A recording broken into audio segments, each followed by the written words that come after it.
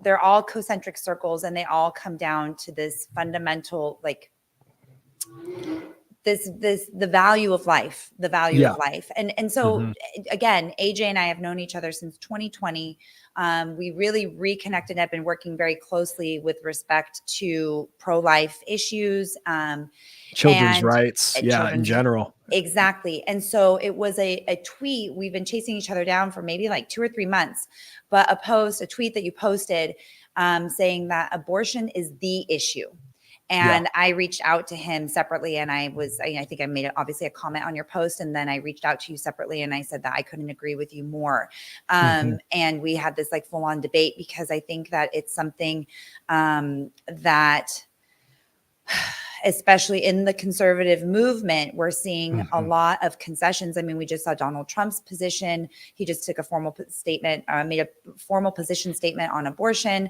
We saw Robert Kennedy Jr.'s position on abortion, and everyone is playing politics with this, not just abortion. It's not abortion. It is of human life. And so when you can put parameters around when life starts, or when that life, springs into the context of being a valuable life worth protecting, if you can start again prescribing or putting characteristics or qualities or details around that life, then that allows it again people to be able to play politics with that, to make excuses in their personal lives. And so that's where the debate that we weren't debating, we were on the same page about it. Where AJ and I started talking again about this issue. So I think when we say abortion is the issue of our day, it's kind of like saying, and pardon I realize that there's probably people who are kind of take a moderate stance that are listening to this. So bear with me. Right. It's akin in this sense. I'll qualify what I'm going to say, but it's akin to saying that,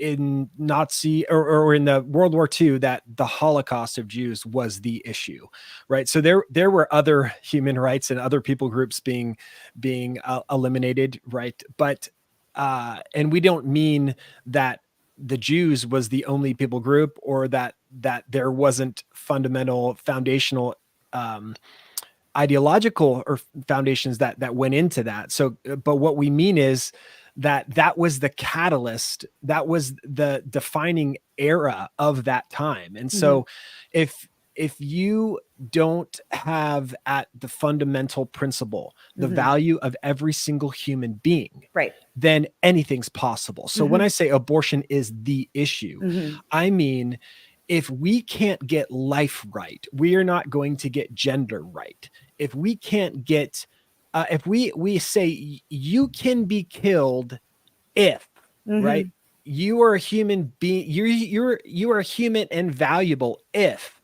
you are in a certain location, if you have a certain level of development, if you live in a certain environment, if you have a skin color. I mean, these are the same presuppositions that we've done to justify every single type of atrocity that's ever gone on. And so when I say abortion is the issue, it is the crux issue, because if we cannot get the right to life, if we can actually say being human is not enough, and there is not a single human rights violation that we can possibly come to consensus on, and anything is up for grabs. You ask the question, how in the world did we get to the place where we are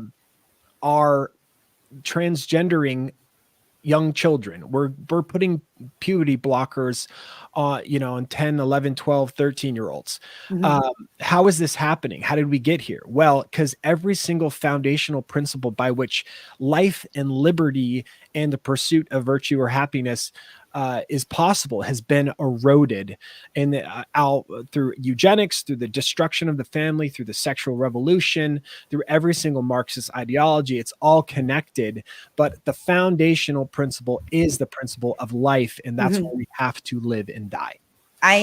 So you explained it perfectly. That's I 100% agree with you. Again, this is why this interview came to fruition. And I have even explained to you that I have a very, I'm very pro-life and I have a very specific stance on this issue. And I was not talking about it because I didn't want to alienate people. But so I think, and I don't want to put words in your mouth, so correct me if I'm wrong, but when we say abortion is the issue, it's not actually abortion, it's human life. Okay. So Exactly. it's that human life, because when you allow them to train you to do the mental gymnastics, to be able to murder babies, again, like you said, at this stage or with this condition, or that live in this area, or that we've seen even debates where people have said that parents who are, for example, criminals or drug addicts should be not only allowed to abort their babies, but incentivized or encouraged to abort their babies, because we wouldn't want a baby to be born in this kind of socioeconomic status or this time. And obviously that's not ideal. But again, they are feeding you excuses, justifications to allow you to, what I have called for a very long time, to go against your gut. I call it the gut check. It's not like some novel concept or idea, but you know in your heart that it's not right. But they have done, and you probably know, you do know better than me, for decades now, with Sanger starting with her, for decades now, to create all of these scenarios, these what if scenarios, these what if conditions, these what if characteristics or features, or to allow you to justify something that is otherwise completely unjustifiable. And again, it goes back to human life. So if you can come up with ways to kill the most innocent, the most vulnerable human life, then you can do it in more egregious more quote unquote, what they might call obvious situations. And so, I totally agree with you. I don't want to belabor the issue, but it is so important that we all need to be on the same page about that. Every single human life is important at the beginning stages, because otherwise they can trick us into creating scenarios that allow us to do what we have actively participated in, not just in the last 4 years with COVID, and now what you're saying with the transgenderism. And I might even argue what's happening in Israel, and the Palestinian, what's happening in Gaza, and what happens in any war, Ukraine, and the Armenian genocide that's occurring right now. Like there are so many situations where they have created societal constructs that allow you to be able to put it into a box, put those humans and those human lives into boxes, and come up with justifications in those parameters to allow what's happening, and to not rise up and say, no, that not on my watch, that's not going to happen here. Yeah. Well, most people, I think this is a salient point that a lot of people need to consider is, man, most people determine their morality based on moral intuitions, but all it takes is just to read human history, and you can see that the moral intuitions of people can be unbelievably wrong. And so when you actually don't have a moral foundation, a philosophical, foundation that you actually can test and you can challenge and you can get to the nitty-gritty of and say, why do I believe that certain human beings are valuable? Because then you're left with just your moral intuitions. But 100 years ago, if we were having this conversation, how you felt about people of a certain particular skin color was very indicative of how you might have felt toward right now for human beings in a certain trimester. And so just because your moral intuition based on culture, based on the friend group you have, based on this propaganda machine of the media and everything, these are all hugely influenced. We're such a product of our environment. It's so stinking important to realize that your intuition, your moral intuition towards a people group can be prejudice, can be wrong, and can be evil. And so if we don't challenge those and realize that hey, every single human being is valuable. And just because a zygote doesn't look like something that I deem equally valuable and worthy of life, doesn't mean it is, because Jews in the Holocaust were put in ovens by people that had told themselves lies by the culture, and their moral intuition didn't, I mean, did they know innately at some part it was wrong, or people that enslaved and black, people enslaved African American populations, they probably did, maybe they did, but we had a whole culture whose moral intuitions were wrong and grossly inaccurate. Well, I mean, literally, it's called they dehumanize them. So they make them not human, right? So slaves, that's actually a really good point. Slaves were not seen as humans. They were seen as commodities that could be traded and sold. Yeah. Arguably, and not arguably, but that's also what we're seeing with these fetuses, right? They are being, I think that people who are involved in the abortion industry, they clearly see them as commodities. They see them as opportunities to do research. They see them as even people who have the best intentions, who want to do research, who want to develop vaccines, who want to, grow a liver in a petri dish based off of, not the genetic makeup of some cells that from an aborted fetus, people who want to grow organs in order to save people who are on, the transplant list. Obviously, we've seen that dovetail into horrific organ and fetal organ harvesting and harvesting. And so obviously there's not obviously, but in some of these examples, we see instances where it's sprung from potentially an altruistic idea that has gone awry.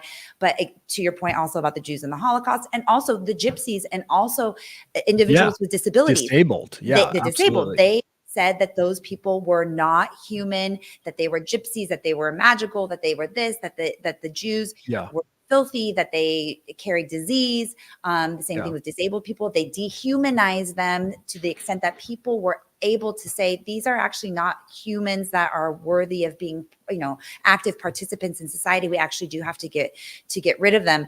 And I would also like to point out that this is not just from infants and from, like you were saying, zygotes and neonates. We're also talking, and we see it in our society, and I see it specifically, I'm Latin, and I see it in American culture. It is part of our culture to, at the furthest ends of the spectrum, whether it's the youngest and the most vulnerable there, also the oldest, where we are our elderly are disposable.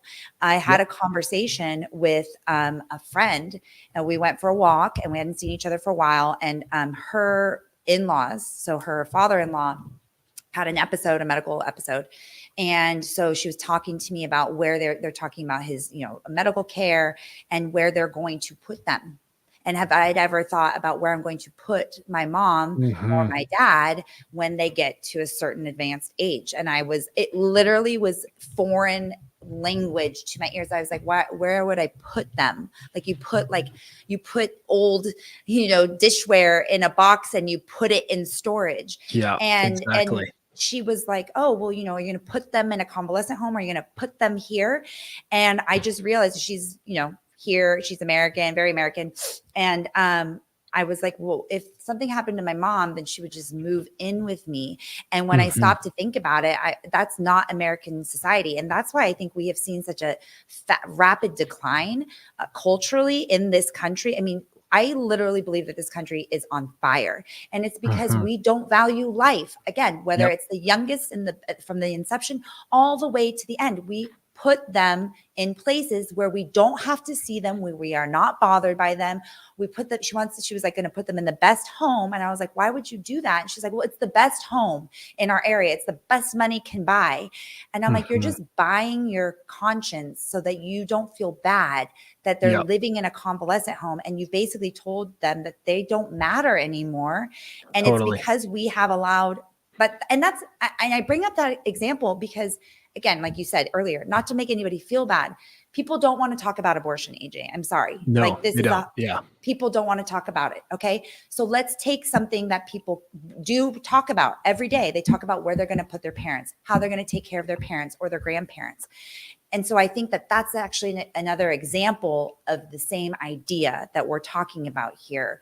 And when you are able, again, to dehumanize humans and Yes, put them exactly. places or Yep. dispose of them, then when you come to other scenarios, you can find out ways to dehumanize them, like you were just all those examples. It's the slippery slope, right? Uh-huh. So like if you say being human isn't enough, and that you say that in order to not be killed, in order to have the right to life that's inalienable, you must also be a human person, right? If you're making this category distinction between human and human and an actual person, Right. personhood is totally subjective. There's no scientific definition of personhood other than a social construct, right? You can't put personhood in a dish or look at it under a microscope, right? Are these subjective qualities that that one determines as to what quantifies the right to life and personhood. And so it's, if you allow for certain human beings to be killed in a gestational age or a level of development in the first trimester and the beginning of their life, well then what is going to keep you from allowing them to be killed later in life?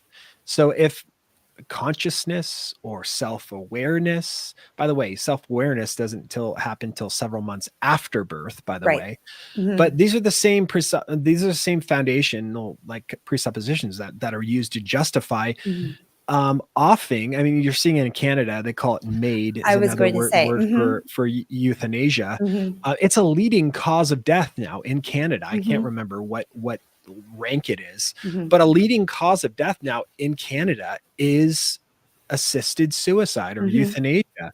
They call it medical aid in dying because they have to dress it up with a euphemism, just like calling abortion or I mean, really, abortion is a euphemism. It's instead of dismemberment or poisoning a human being or in the womb. murder, or murder. Yeah, exactly. And so The difference is with the murder, abortion and murder, and I think we need to talk about that. And you and I have talked about this. And MAID is a euphemism for the assisted euthanasia. the is murder because, of old people. well, because and also they're allegedly, right, or arguably they are consenting to that, right? They are active participants and they are making the decision. So you don't murder yourself, right? So that's actually suicide. It's a physician assisted suicide. Self-murder, but yeah. Yeah, I mean, self-murder.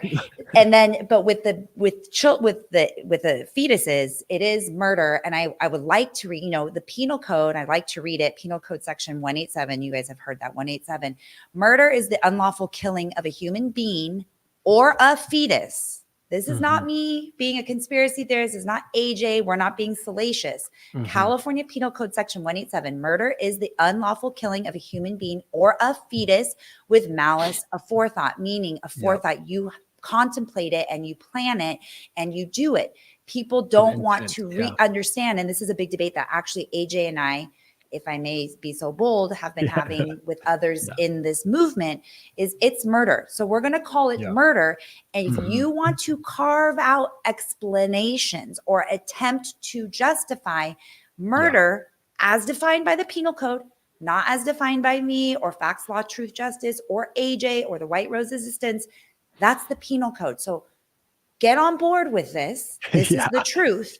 And then you can try and justify it. And I'll, just to read, then they make exceptions to murdering a fetus and abortion if it's with involving, and then they have all these references to the health and safety code. And those are describing abortion. If it's a physician assisted, like physician assisted suicide, or it's a physician assisted murder of a baby, then it's acceptable. It's an exception to murder. It's not an exemption, which is a nuance I won't get into. It is a murder. That's not me. That's what the penal code says. But then they've done these loopholes to not require the legal system to press charges against you for murdering your fetus with planning and preparation or malice aforethought. then they accept it so that they don't have to prosecute you. But if a mom murders her fetus because she just hates the fetus, or the dad gives the mom a drug to cause the mom to have a miscarriage, to kill the fetus, they will get pressed. Those two individuals will get charged and with murder. But if a mom does it because she wants an abortion and she goes to a medical provider and she calls it an abortion, then it's okay and you can't press charges. So people need to understand, this is not like, we're not inventing this. Even the law recognizes it. It just allows for these exceptions. They've created exceptions or loopholes so that you don't, where you can murder your fetus, but you won't get charged with murder. Yeah, exactly. Yeah, there's actually several states that have statutes like this. Arizona is one of them. That it's actually illegal to kill an unborn child with malice aforethought. But there's other laws that have been put in place that make exceptions for a certain class of human beings if their mother wants to willfully take their life. And so, like me putting a little baby on a ventilator. A mom comes to me, she goes into premature labor, and I put their 21 or 22 week, 24 week fetus baby, whatever euphemism or whatever, however you want to call it, on a ventilator, and we put millions of dollars into them and save their life. That baby is valuable because she said it is. Right. But if she wanted now in California at 38 weeks to go and pay, the DuPont clinic or some other late-term abortion facility to go and dismember their child, that's precisely what would have happened. So this woman, two different circumstances, this baby, two different circumstances. One is value because we say it is, and the other one is, so it's not any qualifying factor that makes it more human. It's not any factor that this baby can live outside of the womb. This is happening, right? And people say it's a small number of late-term abortions that take place, but it's 1 million abortions a year, 1 or 2%. Do the math. 10 to 20,000 late-term abortions that we know of, right? Well, so yeah, exactly. There's no federal reporting laws on abortion, by the way. So we actually really don't even know how many abortions are taking place. I was going to say that.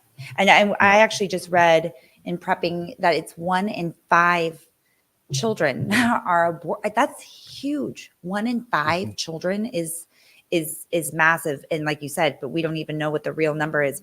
You said something really interesting, and I don't know if it was intentional or if it was like a slip, but you said, I'll put the 23-week fetus on a ventilator. And I think that is so telling, because if that baby was in this womb, it's a fetus. But when that baby is out of the womb, like you said, you consider it a baby, a newborn baby, and you do everything that you can to save it. So it's almost even a perverse incentive, or not a perverse incentive, but allows medical providers or moms, women who are pregnant with children, to keep them in as long as possible and then be able to terminate them, murder them at any point, as long as they keep the baby inside. That's really, it's such a interesting, or not interesting, I don't like to say interesting in this context, but it is, I guess, just a nuance that is so telling. It's so telling how he who controls the language controls the masses. So if you can get people to pretend for as long as possible, as long as that baby is inside, it's a fetus. And a fetus is not a person, it's not a human being. Let's just go back to human being, like that basic, because we talk about, I'm a human and civil rights law firm, an advocacy group. We're talking about human rights, basic human rights. If you can get people to lie to themselves, again, that Jews are not human, that the disabled individuals are not human, that these fetuses are not human and they can be murdered, then people are like, okay, they're not human. And that is so important. That is so important. And that's why this issue is so important. Yeah, so we're seeing that with the GOP right now. I mean, Right. it's with every and it's highlighted with the whole IVF thing. It's highlighted with Trump and his political maneuvering to try to stay in office, to try to get reelected. Is he's, putting his finger up to where the wind's blowing and seeing, how he can get the most votes and stay elected. And that's where he's going to end up working and choosing. And what I trust Trump enough to know that he's not lying when he says he's not interested in actually doing anything for You the, mean leaving it to the states? Is that what you mean? yeah. Well, not Not only like a that, but like, federal. Mhm. yeah, I mean, so it's just problematic, right? Because look, I didn't like a 15-week ban. I thought that was horrendous. And Mhm. I think he was actually good for stepping away from that, Mhm. because it's going to get everybody to hate him. Like, Right. I look at that as a pro-lifer and I'm like, dude, that's freaking weak, man. Mhm. You're going Mhm. to like, you can feel, a baby can feel pain at 12 weeks. That's like scientifically proven. Mhm. Um, How did they prove and that? Just they watched like the so brain activity when. There's well, so there's a study that came out that debunked a lot of the previous knowledge on that. It's called reconsidering fetal pain, Mhm. and they used to think that you needed like a neural cortex, I think is what it Mhm. is, in Mhm. order to have pain sensation. But Mhm. they basically debunked that and saying that we know by a week 12 that a baby can feel pain. And so, that's pretty early. And Mhm. and really in Europe, you can't, there's some exceptions, but in general, you can't get an abortion past 12 weeks in all of Europe. Mhm. And America has some of the most extreme abortion laws in the entire world. Um, but so I You, look at that whole thing that he originally said, like, 15, I like 15. It's or was it 16? It's a round number yeah, or something like 16. that. It's like, Mhm. and so the pro-choice people are going to look at him and say, this is crazy because we're pro-choice and we don't want, we want to kill babies. Basically, we want reproductive justice. And then the pro-lifers are going to look at him and say, dude, that's totally weak sauce. Mhm. And so I think he's right to back away from that. But think of what we're saying, sending it back to the states. Yeah, we haven't made any he just is sidestepping the issue. Before he Yeah. said the 16 weeks, he had said the 16 weeks. So if, people know, they follow us and they've been watching our work. There are federal laws that apply equally to all the states. And then there's um, uh, and those are very, very few and far between. Truly, the federal government should be very small, with very small enumerated or listed powers. And so Yeah. they can't issue federal laws on things that are supposed to be handled by the states. Arguably, I mean, I do believe that it's a state issue, and that was with the overturning of the decision. It should be a state issue, because it has to You do. think this abortion should be a state issue?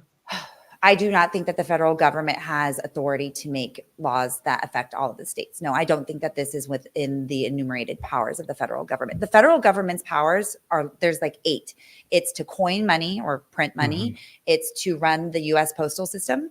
It's to declare war, right? We couldn't have California going to war with Mhm. France and not New York and Florida. All of us have to go. It's to train up and to have like the standing militia, the Navy, the Sure. Army. It's very, very, it's truly issues that require collaboration across all the states. We couldn't have, again, California printing money and then Arizona not printing money. Like, we're all printing money, and we're all distributing the money. The same with the mails. So it's very, very, it's all truly only national issues. And the federal government is supposed to be very, very small, and it's supposed Yeah. to be controlled by the states. And the states are arguably supposed to be controlled by the people that live there, the constituents. So I agree. And that's what Donald Trump did even with COVID, through a majority of his presidency. And like, I think he's completely obnoxious. But I think that he hit the nail on the head on a lot of issues, and people were upset about it because it does create disparities. For example, in COVID, he was like, in terms of like ventilators and getting people or getting different states resources, there are some states that have better budgets that were able to pull and buy and have access to more COVID resources than other states. But again, that's not a federal issue. That was a state issue. In the 10th Amendment police power, you have to be, you know what's going on in your state. You have to be prepared. If you are a state that doesn't balance its budget and cannot get access and purchase up all the ventilators you need, knowing the demographics, knowing the comorbidities of your constituents, that's your problem. I mean, it's a cruel way to think, but if you think about it, you're asking me if his analysis is appropriate. I think it's an appropriate analysis in terms of federalism.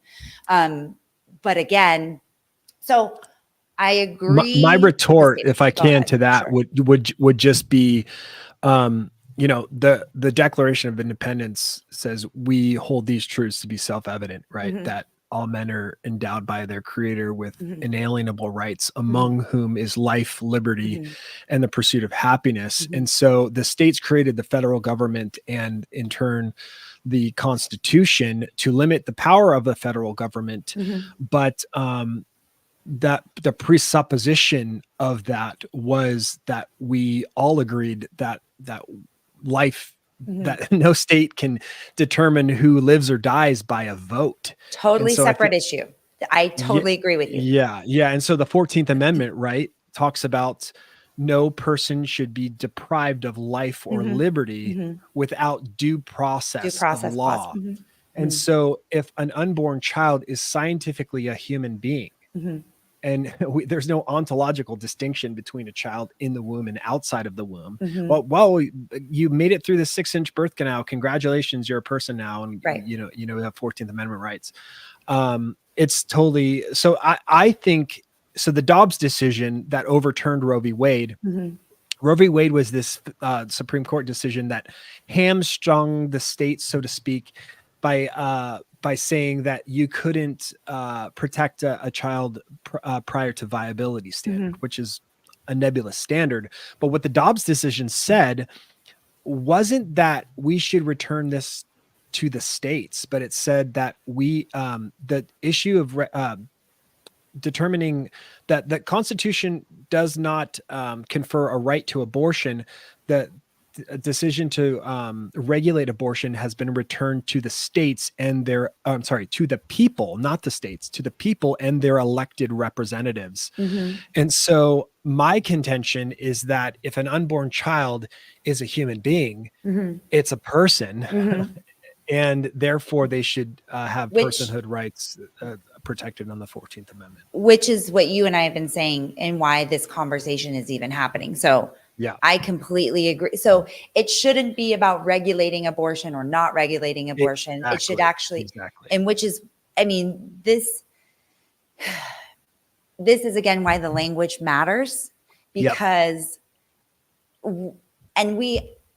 I do want to put it in the context of COVID, for example, because we don't necessarily have to, but we're allowing them to, it's again, what we've already said, they are controlling the narrative, right? It's about depriving women's rights and and their right to control their body, XYZ. But if we take it back and we take control back of the language, of the Constitution, of the laws that are on the books, it's exactly what, if we returned to that and stopped playing in their playground, on their, in their stadium, on their fields, we shouldn't even be having a debate about abortion and at what trimester or what week or under what conditions. We shouldn't even be over there. We need to be here, which is human life starts at conception. We have to have a bright line, a clear delineating mark, and it has to be at conception, because then we don't, like you said earlier, the slippery slope.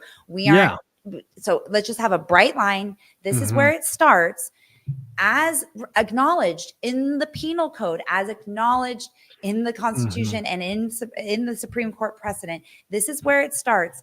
And if in California, murder is the killing of a human being or a fetus with malice aforethought, which is interesting that they do make the distinction between human being and fetus, right? So they're in the law, they're saying that it's a fetus, but they are recognizing that even killing a fetus with malice aforethought is murder. Then we need to be talking about murder. We don't need to be talking about, and I'm a woman and I've had children, and we'll get into that in another time, but I have 3 children, but we aren't talking about this over here. We're not talking about women's rights, and we're not talking about healthcare. We're talking about murder. So we need to take control of the language. And if you asked Donald Trump or Bobby Kennedy Jr., and you ask them, what are your thoughts on banning murder of fetuses or unborn human beings? That would change the narrative. That would change the conversation. And that's what we need to do. We need to take back control of the language and of reality, because that's why they have us spinning in circles over here when really we should be over here. Yeah, no, absolutely. I couldn't agree more. Well, okay. So then, who are the leaders? I mean, are there any political, where do you see a glimmer of hope? Like, where can we go from the glimmer here? of hope is the fact that the church is waking up. So this is where I think, rather than looking at politicians, which is important. That's why I stopped. But I stopped. I was because exactly. the big theme with us is that we have the power, we have the authority Absolutely. to be not only controlling our own lives and how we conduct ourselves and in our families and our communities and et cetera, but we have so much more power. So I don't want to talk about presidential candidates actually, because I'm not relying on that system. I'm not relying on them actually following through on what they say they're going to do. Certainly the ones that are going to take a hard line on this are not even going to get elected. So totally. Sorry to interrupt you, but go ahead. No. I mean, honestly, what gives me hope is what you are able to do right now. Like, I mean, with the stuff that you're doing in the state level with these ballot initiatives, for instance, the church is waking up. And we can get into what the church means or whatever, because people have different opinions on what even that is. But I'm just seeing an overwhelming groundswell, a grassroots movement of people that are actually waking up and getting involved and they're stopping, their apathy. So that's what gives me hope. Social media. Have you seen that directly correlated? I've personally seen it. I know that my position, I have made the active decision, and I've actually been very hard on myself for not speaking out about abortion or murdering human lives before. And I'm not going to be silent about it anymore for all the reasons that you and I discussed. I know that happened within me, that I was like, I saw COVID happen, and then I saw the transgender thing happen. And I'm just saying, they don't care about children. They don't care about life. They don't care about humans. And so it has been a natural progression to return to my feelings about abortion, but then to understand that that's why it's important to speak out about it now. Do you see that same correlate or that same kind of path happening in people that you're working with now? Is that like a natural progression? Are there more people I'm like seeing me? Unbelievable explosion of like a groundswell of people getting involved and people being activated and people honestly just getting mad. Dudes need to get mad. It's like we've been silenced for so long. I mean, you go to churches and it's just filled with women because dudes don't relate at all. Guys have no understanding of where they belong in this whole godly type of church thing, have relationship with God. And it's become a very touchy feely kind of sensitive. Let's talk about our feelings and let's get on our knees and cry.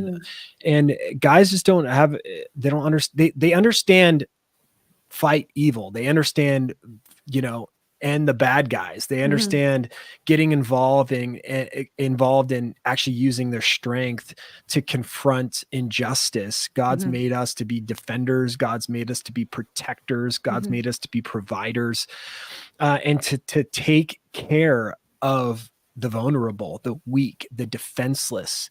And that's why I got into this, was these little children were grasping onto my little pinky, you know, and I was like, they have no one helping them. They have no men. They're the most, like James talks about, who's the fatherless, the orphan, the widow. Those were the people in that day that were most defenseless, most at risk of being taken advantage of. And who is more fatherless now than the unborn child? Who is more fatherless than the child in the womb that is going, his mother is taking him inside the doors of this death camp to be either chemically starved to death by an abortion pill or to be literally dismembered limb from limb, who is without protection in the world and the fatherless. There's no one more orphaned or fatherless than the unborn child. And if there's an issue that dudes can get involved with that would animate them and that actually would cause their blood to boil against the injustice, and spur them on towards masculine kind of force and vitality and selfless, you know, abandonment, it would be the issue of life and children's rights, because children are the most defenseless, the most need for help, and they are being attacked everywhere. Everywhere. I know. Very, like you mentioned earlier, through our work, right? It has become incredibly painfully obvious that they're coming after the kids, and it's demonic effort. And that's why I say that's like, it needs to be like the church, because dude, this is not like a political thing, right? This isn't not some politicking issue that we can just, hey, let's sit in a country club and talk about policy. This is evil. This is like, you know, people know that. I talk to so many kids on college campuses that are frankly just lost. They are so controlled by either demons or just leftist kind of ideologues that have poisoned their minds with this woke mind virus, that they look me in the face, they know it's murdering a child, and they just don't care. And that is demonic, by the way. Yeah, there's nothing you can do to fix that other than a spiritual revival. God needs to get a hold of these people's hearts. And so that's something that the church can only do.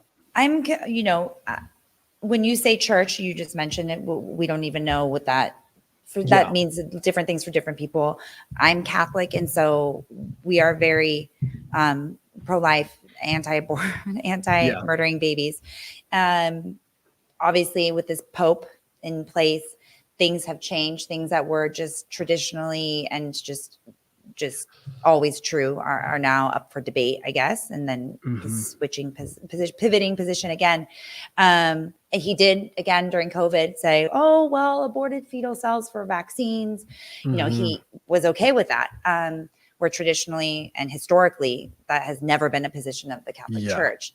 Totally. So is it, you know, in the Christian churches, is it up for debate? You know, we're still Christian, right? We're both Christian. So is that or is it simply that the church, there's some churches that don't speak out about it, or are they actually making concessions around abortion? I mean, so I can speak for the Protestant church, evangelicalism more specifically, because that's what I grew up with. I think there's a theological term called pietism that has really taken root the last 100 years or so, a little bit more than that, but it's kind of gone to seed and gone to fruit, I guess, within the last 100 years.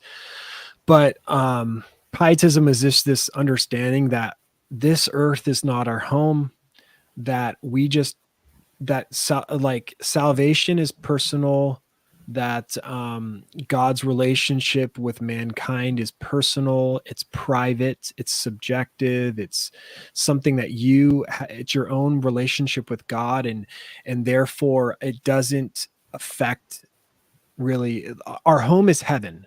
And so God isn't concerned as much with earthly things. And so there's been things, this doesn't always apply, but some people have said, okay, we're going to get raptured out of here. It's going to get really bad.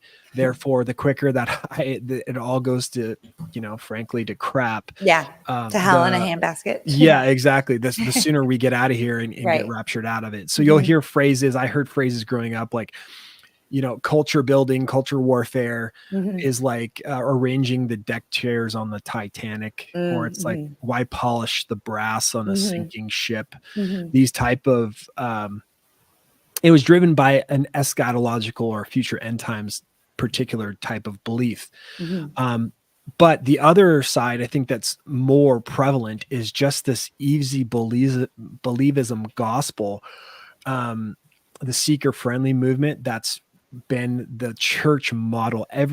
Almost every single evangelical church is all geared towards unbelievers. The Sunday event is not an event for you as a Christian to build you up and make you strong and disciple you as a warrior in the kingdom of God. It's actually an evangelistic event that your pastor engages, where you bring unbelievers into the church, give them this enough of the truth of God's word that the spirit of the age would allow. And so that they accept this prayer, and then hopefully in 10 or 15 years, we can feed them more and more biblical truth as to not offend them along the way. And hopefully so it's to attract new congregants, new followers. Yeah. To get them to say this prayer, to walk an aisle, and to accept, accept quote unquote Jesus in your heart, which is nowhere in the Bible. And rather than what Jesus says, that's so interesting. The rich young ruler comes to Jesus and he says, what do I need to do to inherit the kingdom of God? He looked right into the idols of his heart, which was money. And he says, go sell everything you have, give it to the poor, and come follow me. He walks away. He doesn't say to him, well, just accept me, pray this prayer, ask me in your heart, and then, begin this long process by which you can slowly, by little, he says, come and die. Jesus says, if you want to be my disciple, you need to take up your cross and follow me. And if anyone isn't willing to take up his cross and follow me, he isn't worthy of me.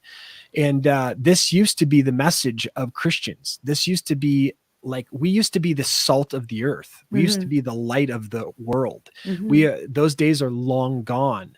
We are basically like St. Augustine used to say, if you, let me try to remember the quote.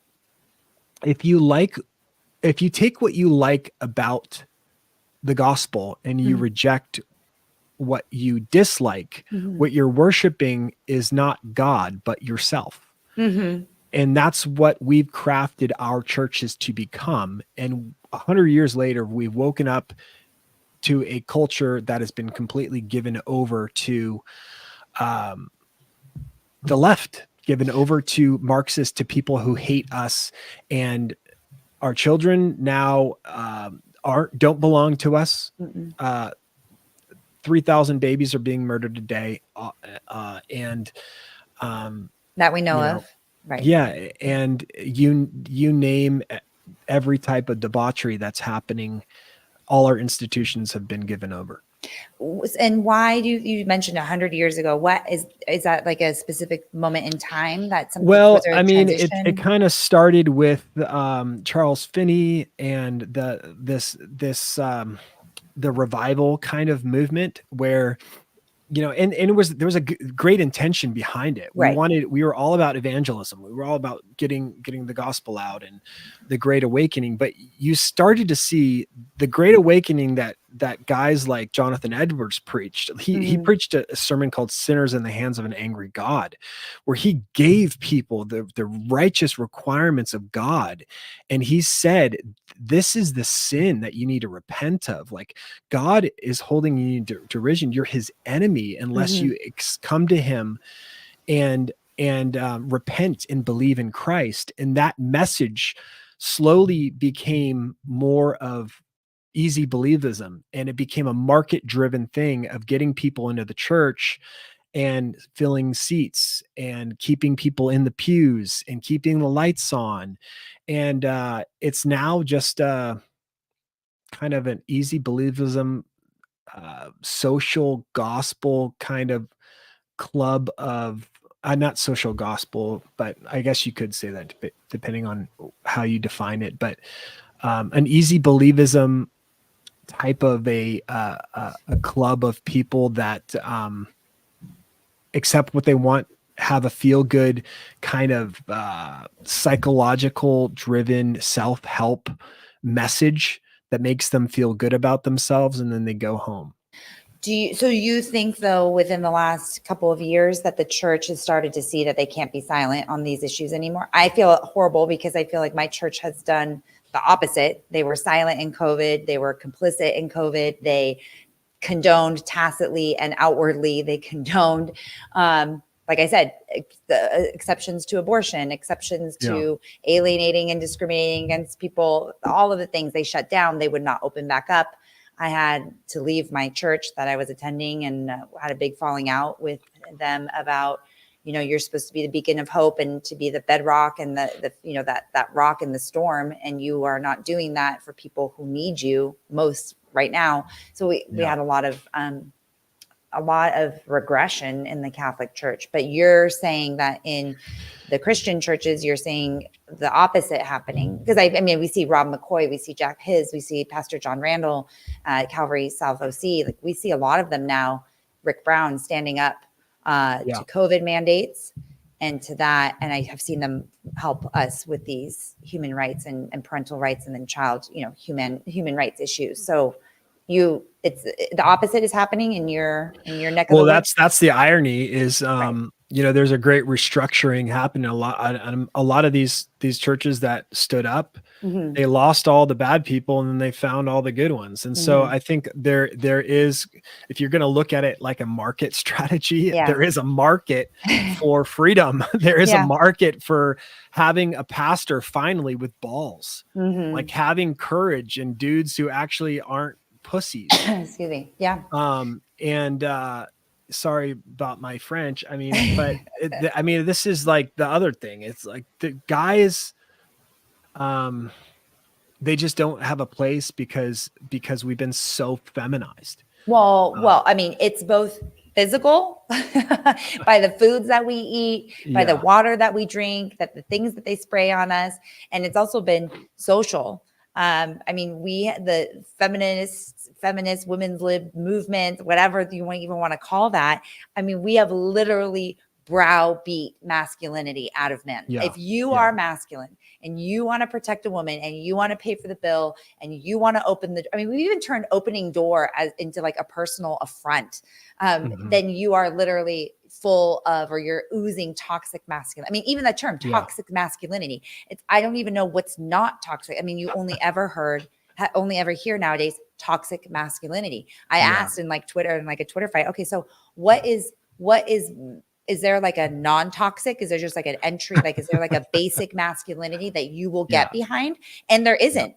There's either toxic masculinity or you're not, or a complete emasculation, which is why. And that was part of the whole agenda, right? That was, in my opinion, birth control, women's liberation, sexual revolution, all of this. You can do whatever you want as a woman. You can have whatever job you want. You can have sex with whoever you want. You can have babies with whoever you want, or with people that you don't want, which like alone, IVF, or no baby at all, abortion. You can, all of these things. And any man that is trying to stand in your way of that is toxic and is trying to oppress you.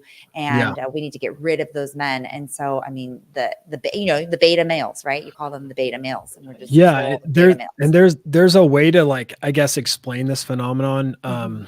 That's been happening in the church.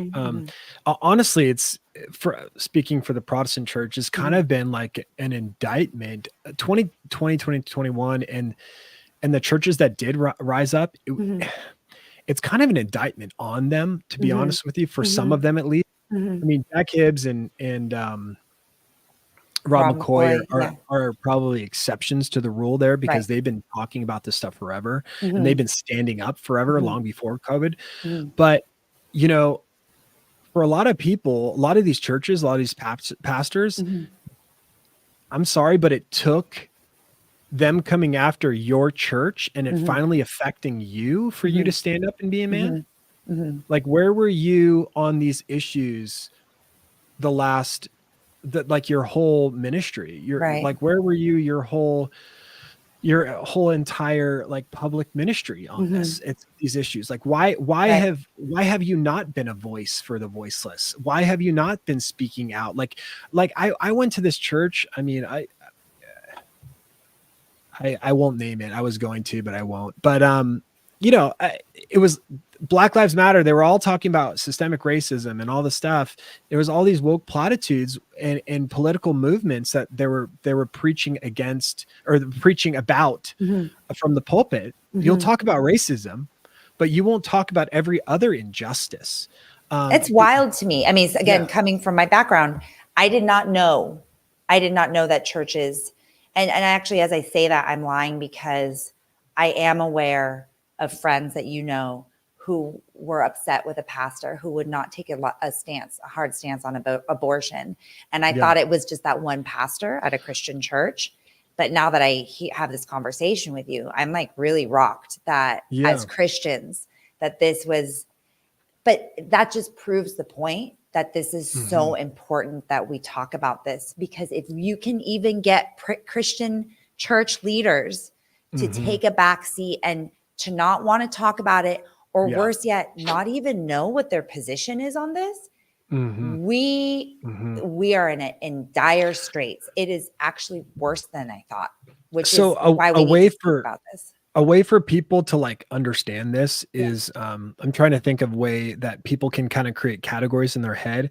So Hmm. God created three institutions Hmm. that are supposed to run the world. Okay. The church, the The family, and the family. state. Hmm. Hmm. Okay, and the state. So Hmm. the state, their role is to provide a justice system, a Hmm. legal system, and a Hmm. national defense, right? Hmm. The family, your role, there's government and family, Hmm. and then there's the church.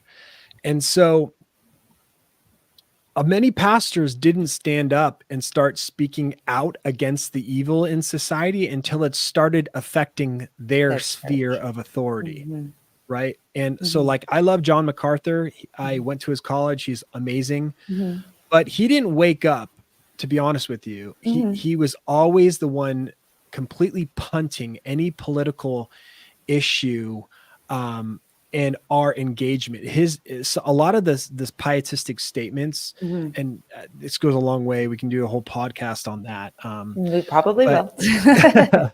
but he really didn't come out against all the evil and speaking out against it from a political perspective and telling churches to or Christians to resist the government until it Mhm, started affecting his church. mhm, And so the issue that you need to realize is God is over all of it, right? mhm, God isn't just over this little sphere mhm, of the church. mhm, He's over the sphere of family. He's over the sphere of government. And mhm, if you don't recognize his lordship over mhm, everything and you don't mhm, look to him mhm, as how we run every single one of these institutions, mhm, you are going to set yourself up for the greatest amount of injustice that's ever mhm. going to happen, because we are getting away from the biblical foundation that this entire country is built on. Um, Ye- Yeah. Well, I have two things to say to that. One is there's been this distortion or contortion, again, the mental gymnastics of separation of church and state. I think it's really laughable when people say that this is not a Christian nation. It wasn't based on Christian, ideals, mhm. because of that one concept, that one principle, that separation of church and state. The separation of church and state is that we did not want a church that was run by the monarchy. That was Yeah. the only it actually was Absolutely. controlling the Yeah. language. It was to prevent that from happening. It wasn't to tell the churches that they couldn't participate or have opinions on state issues, because like you said, there actually is no church and state. We just didn't want the church to be run by the state. Yeah, So there's that. exactly. But what about people who aren't Christian?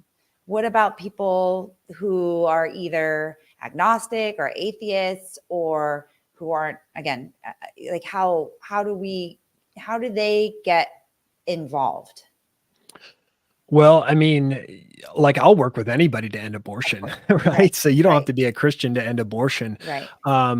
But at a certain level, you're gonna, I think you're gonna have to ask. I mean, so here's the way, one way I can answer that is like Mhm. at a certain level, Mhm. like I held mangled third trimester aborted babies, Mhm. Mhm. and And this Justice for the Five, there's so people so know, in DC. there's just no way to look at a baby that's been brutally treated that way and not realize that this is utterly demonic. Mhm. And so, look, I'll take anybody that wants to help me end child killing Mhm. from a political perspective, Mhm. but buckle up along the way, Mhm. because you're going to realize that this issue isn't like any other issue. Mhm. Jesus said that the kingdom of heaven belongs to little babies, little Mhm. children. Mhm. And abortion is a full frontal assault on the Mhm. kingdom of God, Mhm. because children belong the kingdom. And Mhm. so I don't know personally how you can get involved with and see the supernatural type of an evil and not realize that there's demonic realm behind it.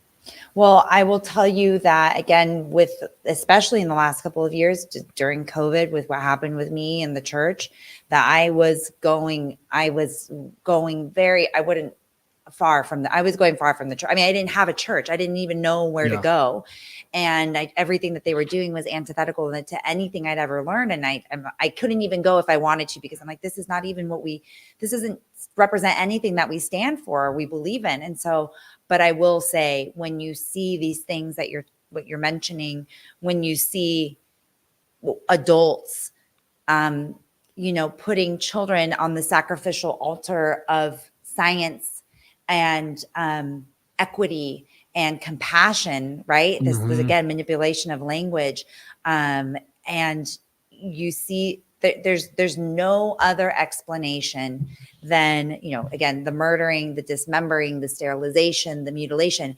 Am I talking about abortion? Am I talking about gender affirming healthcare? Am I talking Yeah, about right. COVID? Am I talking about forcing parents or convincing parents that they need Mhm. to enroll their children in clinical trials of a never before experimented or used in human beings Mhm.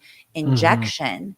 Yep. What am I talking about? I don't know. It's all the same. It's all So wrapped up together. it's all Absolutely. wrapped up together. And so I hope, you know, it's not a religious, it isn't even, it is, right? Okay. So it is, in my opinion, when you see these parents and these adults talking about children the way that they do, whether it's for money or for, all of the reasons that it can be, they're to me, it is demonic. It is the modern day. You and Seth talk about it all the time. It's Mhm. the modern day sacrificing to the Moloch, like to Moloch, on Yeah. the gilded altars, throwing them in the fires.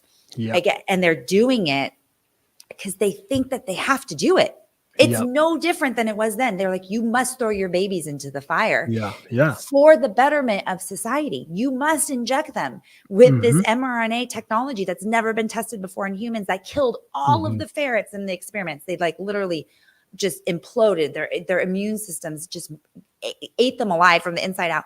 You must do this for the betterment of society. You must sacrifice your child. You must sacrifice your child to this transgender, because Yeah. they've convinced parents that you have to kill your baby because you could never provide your Yep. baby with a safe, loving, supportive home. You are a single mom. Mhm. You are uneducated. You don't have the financial resources. No one will love you. You'll have to sacrifice your career. I mean, it is it. So to me, when you look at all of this, it's all, again, spiraled into the same realization that this is satanic, it is demonic.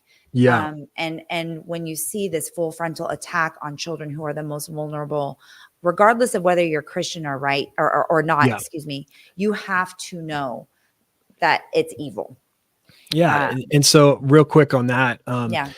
So it doesn't have to be a religious issue, Mhm. but on another front, foundationally, it has to be a religious issue. And what I mean by that is, science can tell you when life begins, but it can't tell you why life is valuable. And so if you don't value human life as a society, or if you think that certain human beings can be killed just because we determined societally that that's okay, then it becomes a religious issue. It becomes a foundational philosophical issue that underpins morality. And Right. so that's why it becomes a religious issue. And that's why I think that it has to be a Christian issue. It has to be a religious issue, because the only foundation, you have to have an objective foundation for why it's always wrong to kill human beings, and why it's always wrong to kill every single type of human being.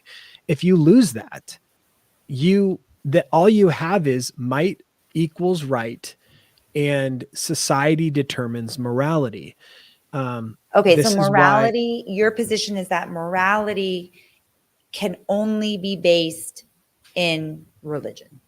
objectively based on an objective lawgiver. So like you really Well, only it's have hard. two It's hard to have this worldviews. debate because, Mhm. to interrupt you, because I'm Yeah. literally writing as you are saying this. Okay, because our laws were based again on these Christian principles. I mean, people want to pretend Yeah. that this is not a Christian country. It is. So we can't even parse out laws from morality, just personal, values and principles, because even our laws are based in this Christian foundation. So Mhm. we don't even have, in our culture, in our society, in our American society, we don't even have an objective that's not based in Christianity and these religious philosophical principles. But what I was thinking was, is there anything that I can think of right now that guides my morals or my ethics other than what I learned growing up Catholic in the Catholic Church? Is there anything that I believe or feel that isn't at its root based in that? So that's what I was thinking. That's what. Yeah, no, like there's no neutrality. No one's a blank slate. Everyone has biases and consciences that have been determined and influenced by their environment, their culture, and their upbringing. And so when you study the history of humanity, child sacrifice, and not just unborn children, born children, Right. has been the status quo. I mean, it has existed prolifically in every single culture that's ever existed. I mean, it's if you don't believe me on this, I mean, just read The Third Time Around by George Grant. But from the Canaanites to the Egyptians to the Persians to like every single from antiquity and prior. I mean, we have examples of child sacrifice going back tens of thousands of years, and that was not a problem, by anybody. And so, at a certain foundation, it becomes an ideological issue of a philosophical one. Like, is it okay to kill human beings? And you either have two worldviews. Like, one, you have a lawgiver that by which you can actually know and obtain objective morality, that we have a law that's written in stone that says it's never okay to do X, Y, Z, right? We have 10 commandments, the governing principles. Or there is no guiding ethos. There's no guiding principle. And all we have is like, think about the atheistic presupposition, right? We came from matter, and unguided processes of matter in motion give rise to uniformity. And then morality is a combination of groups of people deciding on a code. So, people in Papua New Guinea decide what's best for them. That was a culture, and our society determines what's best for us. But if there is no guiding principle above society, then society is the guiding principle. And so it's just simple as that. And so that's why I say if you have enough people in a culture that think child killing is okay, well, then who's to tell them wrong if you don't have an objective lawgiver that comes from outside of society? I've never heard an answer around that. No, I totally, I hear what you're saying. I totally agree with you. I just had never thought of, you think that, as a lawyer, you think that these things are just laws and they're put there and they're brought by a committee. We now know I know the legislative process. I'm sure you know it, very familiar with it as well. So there's this whole process, but again, at its very root, it is exactly what you were just describing. In all, we've talked about decades, centuries worth of history and information. Who is your hero? Hero. Besides Christ, obviously, I would say, heroes that are alive right now. It's like some of my mentors, Randall Terry, Jeff White,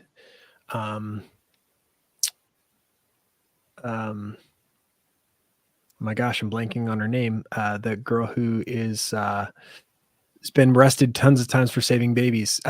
Joan Andrews Bell. These are some of my earthly heroes, people that are risking decades in federal prison for standing upon the reality that unborn children are human beings and they deserve dignity and protection. And they risk their lives, for them. I guess those are some of my earthly heroes. Historically, man, that's a good question. C.S. Lewis, some of my influencers would be guys like R.J. Rushdoony, Greg Bonson. These are some people that come to mind off the top of my head. Well, you just mentioned, those. I'm blanking on what kind of how we're calling them, but those individuals that were peacefully protesting, I think even silently protesting at some point, and then they were indicted under Joe Biden's FACE law, that federal law about obstructing a woman's right to access an abortion clinic. Horrifying. I think one of them was sentenced to 12 years in federal prison for this. Is it Joanne? She hasn't been sentenced to that yet. They're sentencing, but they're all facing like 11 years in prison. And you guys, when you went to Vegas and you were trying to raise money for a woman that was considering an abortion, with the Spider-Man, I forgot his name. Mason. Yes. And you guys were just arrested also yourselves. When things like this happen, does this ever, that's scary. 12 years, 11 years in a federal prison for silently protesting. Is this for a discussion? Peaceful, nonviolent protest. 100%. Is this a conversation that people are having in the pro-life, anti-murder movement? Well, it's unprecedented what they're doing because, so the FACE Act, which for people who don't understand, like FACE or don't know, it stands for Freedom to Access Clinic Entrances.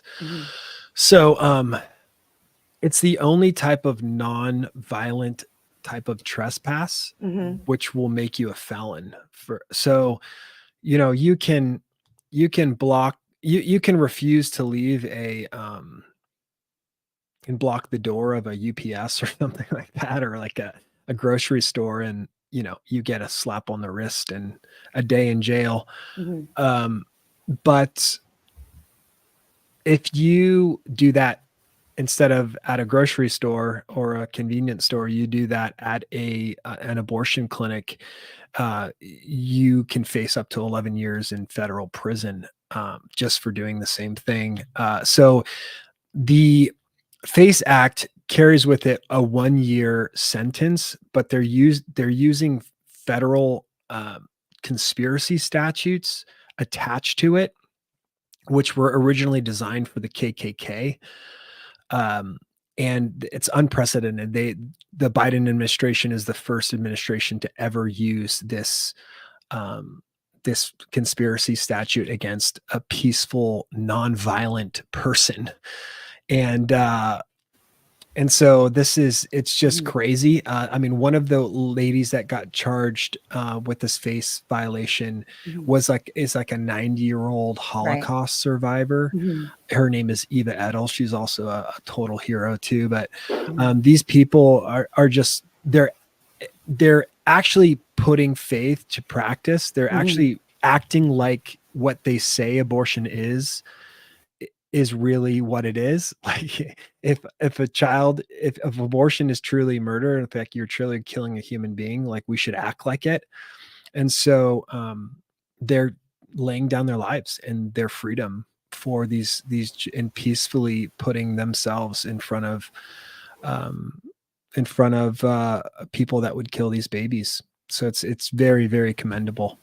I absolutely. And it's horrifying. I know that Joe and Kamala have made it their platform essentially to murder babies. So yeah, they're obviously putting their money where their mouth is. And even if they lost the Dobbs decision or they lost the Supreme Court, this is a workaround. So it's very important. I know we have lost, a lot of people have lost faith in the elections. But this is why things like this are really, really important. Going and voting in person is extremely important. Before you go, two things. Yeah. One, I want to just do a quick game that we call Patriot. It's kind of seems silly in the context of this interview or episode because we've talked about some pretty heavy things. But totally. Before we do that, I'm ready for it. But I do want to know. Yeah, we'll end it with that. Actually, that's a good call. What do you want I already know what to me, you've already are creating and living your legacy, but what do you want to be remembered for and as? Like, what do you want your legacy to be?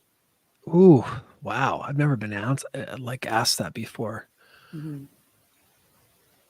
I guess I just want to be known as a guy who lived like he meant it, like lived like he actually believed what he said was true. If babies are being killed, I want everybody to say like that guy actually, he gave his life for those babies. I guess that's I want my legacy to be. Well, if it makes you feel any better, I figured that's what you would say, and you are already living that legacy. So you are doing amazing things, and thank you for doing that. Okay, so you ready for like a little bit of fun? Yeah, let's do it. Let's do it. Let's try it. And then we'll sign off because we covered a lot. And hopefully we'll do this again because I'm hoping I'm seeing questions and comments on this already. And so I'm very excited to see the kind of conversation that we've generated with this really honest and kind of, just this very honest conversation. I hope you'll come back. But until then, let's do Patriot, Traitor, Pass. So it's basically that game like, oh, I would like to be friends with that person or not be friends with that person. Just do you think this person is a patriot, traitor, or do you prefer not to say? Wait, hold on. So if they're a patriot, I want to be friends with them? Well, I was trying to use a euphemism for the real game. It's like a drinking game that you used to play. And you'd be like, oh, I want to date that person. I want to marry that person. I have water and coffee here. So okay, yeah. Oh, I actually have this. There you go. Oh, nice. The White Rose Resistance. I always have this. I want to talk about that real quick too. And I love this. Talk about this. So I work for the White Rose Resistance. We are the fastest growing pro-life organization in the country, led by one of my best friends, Seth Gruber. Man, I feel like it's my heart and my like passion to help Seth build and actually put feet to his fire. And so I'm wanting to build we talk about grassroots movements. I mean, we're already working on it, Nicole, like everything that you and I have been doing and everything God's been doing to wake up the church in America. But I really feel like something special is happening with the White Rose. And so I want everybody to be part of it. If you want to get involved with the pro-life movement, just come find me at the White Rose or in my personal platforms too. But we're going to be launching some pretty cool stuff in the next few months. Some Southern California resistance chapters, and some in Idaho and Texas also, and hopefully in the next few years all across America. We got some pretty crazy goals, some pretty very like generous goals of like reaching some crazy amounts of numbers and chapters. So I'm really excited to do that. But my goal is to use my body to cash the checks that Seth Gruber is writing with his speaking. So yeah, I'm going to be putting feet to his fire. And you'll be educating people and like rallying people. So and three things we're going to be doing. My goal is to build back Christian resistance. We're not going to be like every other pro-life movement that just talks and posts stuff online, or I shouldn't say every other pro-life movement. There's tons of great stuff that happens. But like our role, I think, is raising up Christian resistance, a resurgence of Christian resistance, right? So like ending slavery. You had the Underground Railroad, which is like saving slaves from persecution, from slavery. That is like the love life, right? They're saving children, right? But we could have never ended slavery with just the Underground Railroad. We needed people to raise the status quo. We needed to raise social tension. We actually needed to shake up the places of power and change the entire nation. And so that's done through, I think, three things that I want the church to get involved with is we need to inform, we need to age, and we need to enrage.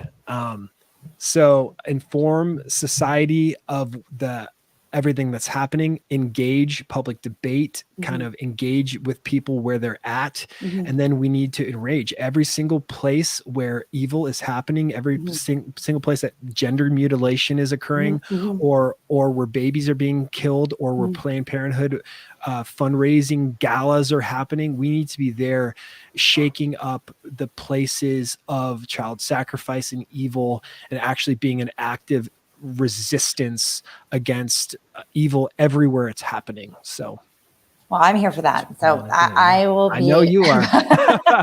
I'm constantly enraged, and so I am all about rising up. Too nice for too long. Yeah. Okay. Well, please, as soon as everything, I repost, I share everything that you guys do. I think you and Seth and your whole team, you guys are amazing.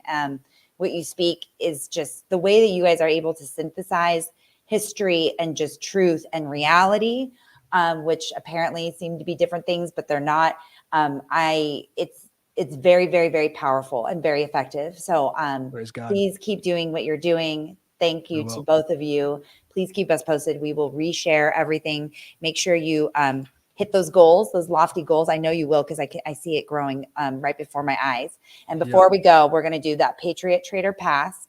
Let's do it. So you just let me know you think this person's a patriot, a traitor, or you want to pass because you don't want to be controversial, which I don't think that's you. But so what do you think? Bobby Kennedy Jr. We talked about him earlier. Oh, that's a hard one, because for the babies, he's a traitor. Right. Okay. Yep. For the vaccine stuff, he's a patriot. Totally. He's not a one size fits all. Yep. I know. Donald Trump. I mean, overall, he's a patriot, but to the babies, he's Again. been kind of a traitor. Yeah, Tucker Carlson. patriot. Okay. Kanye West. Ooh, pass. Okay. James Lindsay. We have a little bit of beef right now, but he's a patriot. Alex Jones. Patriot, 100% all the way. Okay. Charlie Kirk. Patriot. Pope Francis. Traitor. Vivek Rams. Patriot. Vivek. Okay. Anybody else you want to mention in here? Any other patriots that you are, or a traitor you just want to call out before we sign off? Patriot. I would say Edward Snowden. Mm-hmm. Patriot. Julian Assange. Mm-hmm. Traitor. I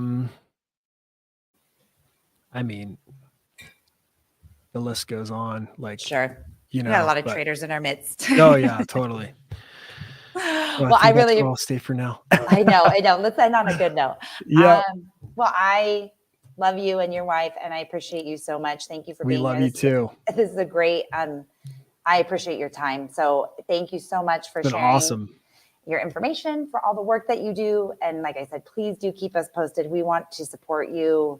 I am personally fighting, and I know the facts, law, truth, justice community. We appreciate you. We are fighting alongside you. We will be there. So just let us know how we can help you guys.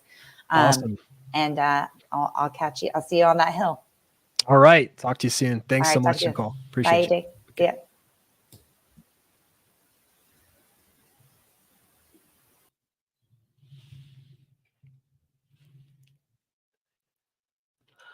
Oh, but I think such a smoke show.